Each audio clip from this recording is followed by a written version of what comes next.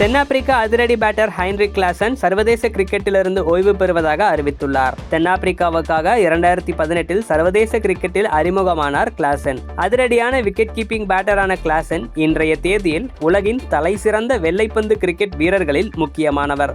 தென்னாப்பிரிக்காவுக்காக 60 ஒருநாள் ஆட்டங்களில் விளையாடி 43.69 சராசரியில் 4 சதங்கள் 11 அரை சதங்கள் உள்பட 2141 ரன்கள் எடுத்துள்ளார். Strike rate 117.05.